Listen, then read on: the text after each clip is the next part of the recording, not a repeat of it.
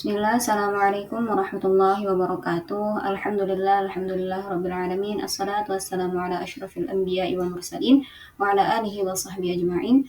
Rabbi shrah li sadri wa yassir li amri wa hlul 'uqdatam min lisani yafqahu qawli. Perkenalkan, nama Ana Nadiatul Haq dari Prodi Pendidikan Bahasa Arab. Di sini Ana akan menyampaikan terkait materi takwim tarbawi Lughah Al-Arabiyah dengan dosen pengampu Bapak Ramadan SPDI MD PhD.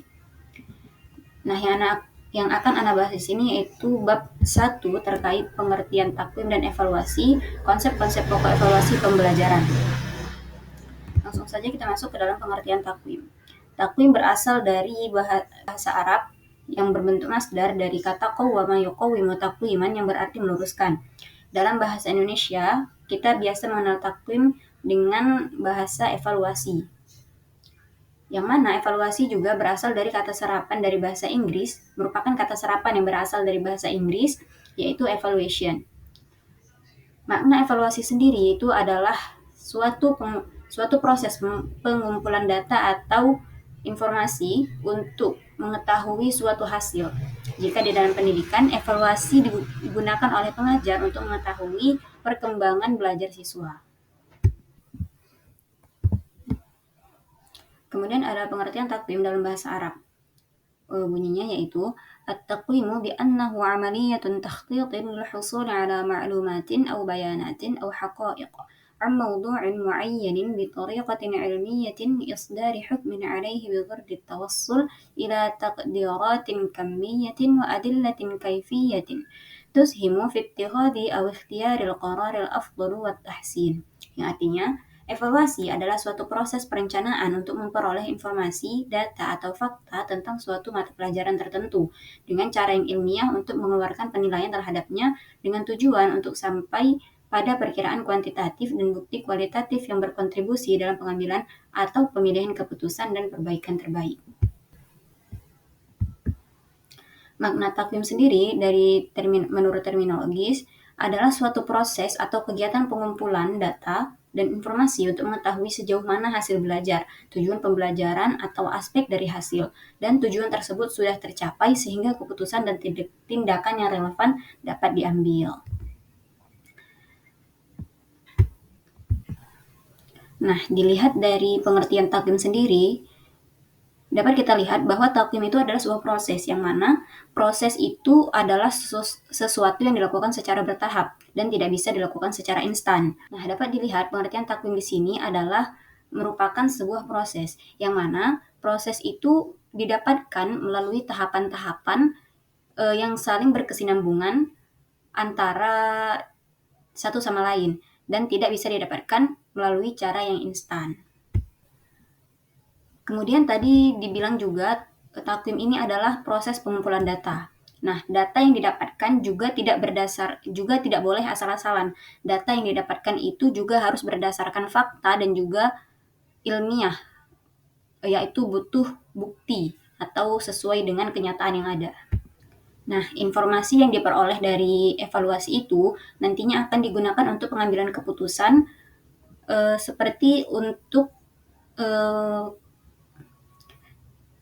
seperti remediasi, pengulangan pembelajaran, atau kelulusan, dan lain sebagainya.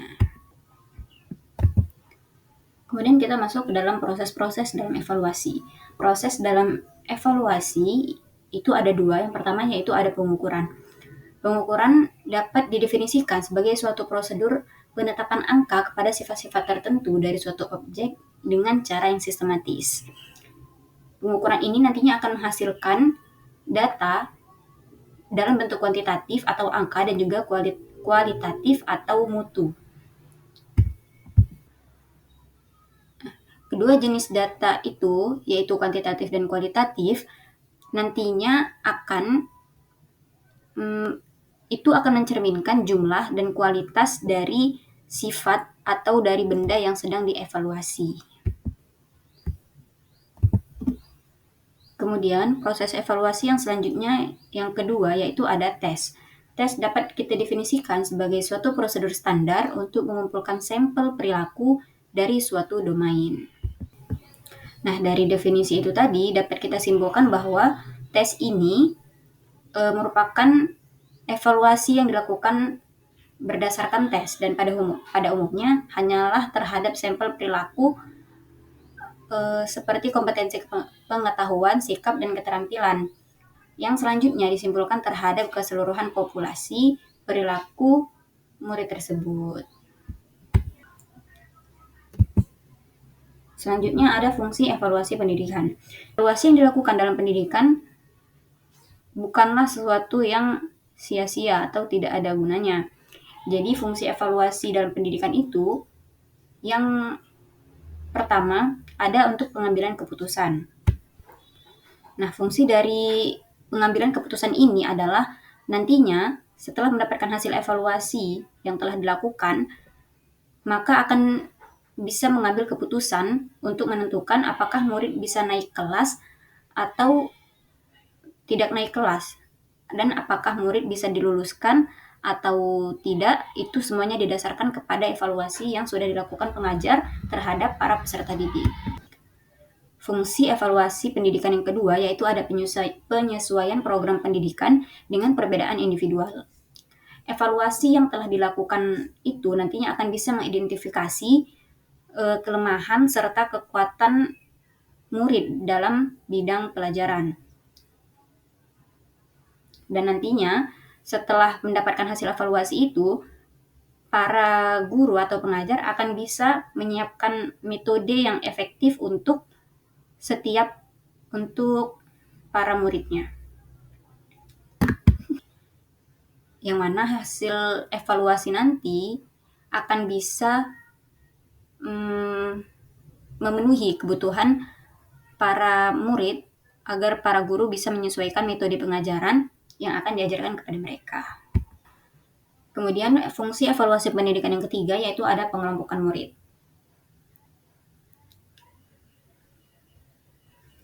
Setelah tadi guru mendapatkan hasil dari evaluasi para individual murid, nantinya guru akan mengetahui kemampuan serta kelemahan murid ini ada di mana. Jadinya nanti akan bisa dikelompokkan dengan temannya berdasarkan kemampuan serta kesiapan para murid. Fungsi evaluasi yang keempat yaitu untuk meningkatkan motivasi belajar.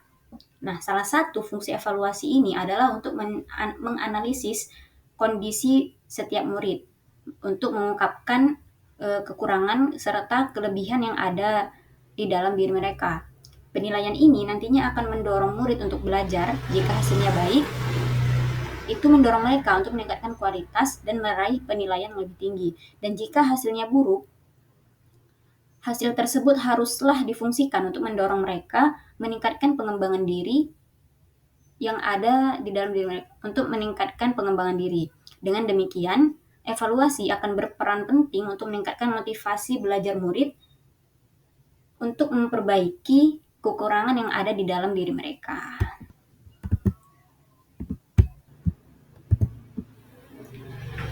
Ada tujuan dari evaluasi. Nah, evaluasi dilakukan pasti memiliki tujuan untuk memperbaiki hal-hal ke depannya agar tidak terjadi hal-hal yang tidak mengenakan seperti yang terjadi sebelum-sebelumnya. Nah, tujuan dari evaluasi pendidikan yang pertama yaitu untuk pengembangan kepribadian yang kuat dan sehat, yang kedua untuk mengetahui arah minat murid, dan yang ketiga untuk mengetahui sejauh mana kerjasama murid serta sejauh mana perkembangan kemampuan sosialnya sejalan dengan usia mereka atau tidak, serta apakah mereka sudah matang secara mental. Kemudian objek sasaran evaluasi. Objek sasaran evaluasi ini dibagi menjadi 3 perspektif. Yang pertama ada perspektif input, yang kedua ada perspektif transformasi, dan yang ketiga ada perspektif output. Yang pertama, perspektif input. Perspektif input ini mencakup 3 aspek. Yang pertama ada aspek kemampuan, yang kedua aspek kepribadian, dan yang ketiga ada aspek sikap.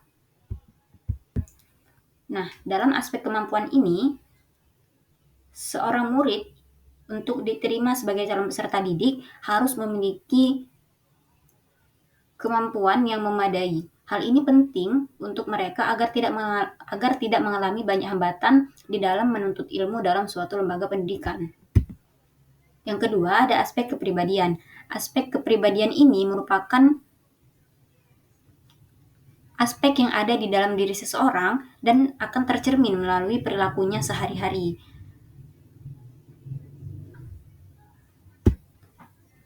Sebelum menerima calon peserta didik, penting bagi seorang pengajar atau lembaga pendidikan untuk mengevaluasi kepribadian bagi para calon peserta didik.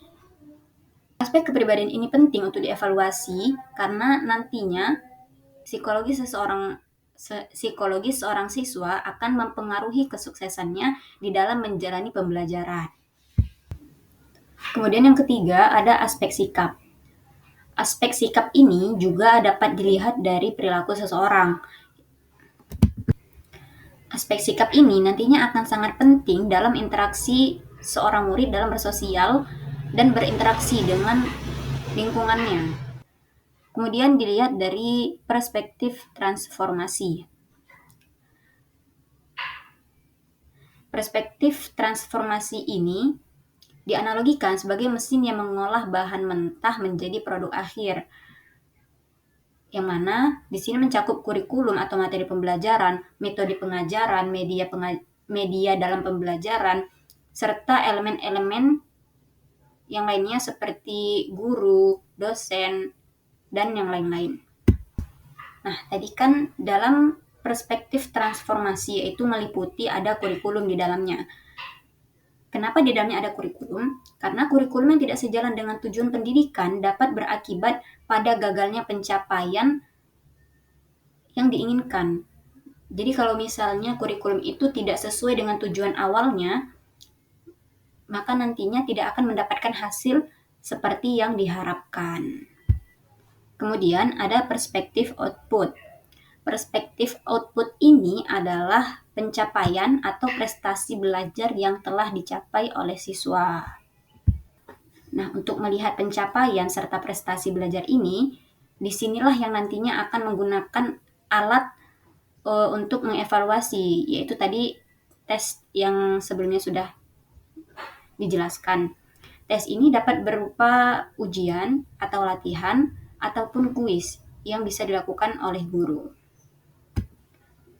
Prestasi belajar atau output itu tadi atau tes hasil belajar juga dikenal sebagai tes pencapaian.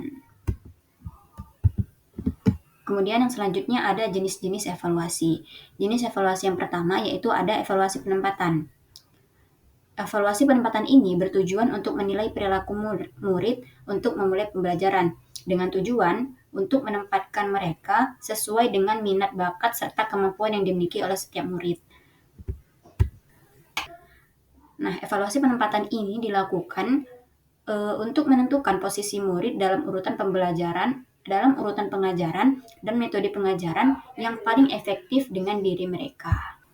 Kemudian yang kedua ada evaluasi formatif. Evaluasi formatif ini adalah evaluasi yang dilakukan guru pada saat pembelajaran sedang berlangsung. Penilaian formatif digunakan untuk memberikan umpan balik yang berkelanjutan bagi siswa maupun guru mengenai keberhasilan dan kendala mereka dalam belajar. Dan yang ketiga ada evaluasi diagnostik. Evaluasi diagnostik ini digunakan untuk melihat kesulitan belajar siswa selama proses pembelajaran. Apa-apa saja yang dialami, apa-apa saja kesulitan mereka yang mereka hadapi, di sini nanti akan dievaluasi dalam evaluasi diagnostik. Nah, kalau tadi evaluasi formatif berfungsi sebagai pertolongan pertama untuk masalah belajar yang sederhana, evaluasi diagnostik ini adalah bertujuan untuk mengidentifikasi penyebab dasar dari masalah yang tidak bisa dipecahkan melalui evaluasi formatif. Karena evaluasi diagnostik ini adalah evaluasi yang lebih mendalam dan detail dibandingkan evaluasi formatif. Kemudian jenis evaluasi yang terakhir yaitu ada evaluasi sumatif. Evaluasi sumatif ini digunakan untuk menilai pencapaian siswa di akhir pengajaran yang bertujuan untuk mengetahui tingkat hasil belajar siswa yang dicapai oleh siswa setelah menyelesaikan program pembelajaran dalam jangka waktu yang telah ditentukan. Kemudian kita masuk ke dalam prinsip evaluasi. Prinsip evaluasi ini ada 3. Yang pertama, prinsip keseluruhan. Jadi evaluasi yang dilakukan itu harus komprehensif atau menyeluruh. Jadi evaluasi ini tidak bisa hanya berdasarkan satu aspek, tapi setiap aspeknya itu harus terpenuhi. Dengan kata lain, evaluasi ini harus dilakukan dengan berbagai pertimbangan yang mencerminkan perkembangan atau perubahan perilaku peserta didik sebagai makhluk hidup, bukan benda mati. Dan dalam hal ini, evaluasi hasil belajar harus mencakup tidak hanya aspek kognitif, tetapi juga aspek efektif dan psikomotorik. Evaluasi yang dilakukan secara komprehensif atau keseluruhan nantinya akan memberikan informasi yang lebih lengkap dan akurat mengenai kondisi dan perkembangan peserta didik. Kemudian yang kedua ada prinsip kesinambungan. Prinsip kesinambungan ini juga bisa disebut dengan prinsip yang kontinu. Maksudnya adalah evaluasi yang dilakukan harus terus-menerus dan saling berketerkaitan antara evaluasi yang pertama dengan evaluasi yang kedua. Jadi evaluasi ini tidak bisa hanya dilakukan sekali, tetapi harus juga dilakukan secara terus-menerus. Kemudian yang ketiga ada evaluasi objektivitas. Evaluasi harus dilakukan berdasarkan hasil yang objektif, tidak boleh terpengaruhi oleh unsur-unsur luar atau melibatkan masalah-masalah pribadi di dalamnya. Jadi evaluasi yang dilakukan harus jujur, adil, dan juga objektif dengan tidak menterkaitkan antara urusan luar dengan pembelajaran yang ada, dengan tidak menerkaitkan unsur-unsur yang tidak diperlukan di dalamnya. Kemudian prosedur dalam evaluasi. Prosedur dalam evaluasi ini ada 6. Yang pertama yaitu perencanaan dan penyusunan instrumen, yang di dalamnya terdapat perumusan dan tujuan evaluasi, penentuan aspek-aspek yang akan dievaluasi, pemilihan teknik yang akan digunakan, apakah menggunakan tes atau non-tes. Dan yang kedua yaitu pengumpulan data, yang ketiga ada verifikasi data, yang keempat ada pengolahan dan analisis, yang kelima ada interpretasi dan kesimpulan, serta yang terakhir ada pemanfaatan hasil evaluasi. Jadi, untuk mendapatkan evaluasi yang baik, seluruh prinsip prosedur harus dipatuhi, harus diikuti dengan baik agar mendapatkan hasil yang baik pula. Sekian, mohon maaf atas segala kesalahan, mohon maaf atas segala kekurangan.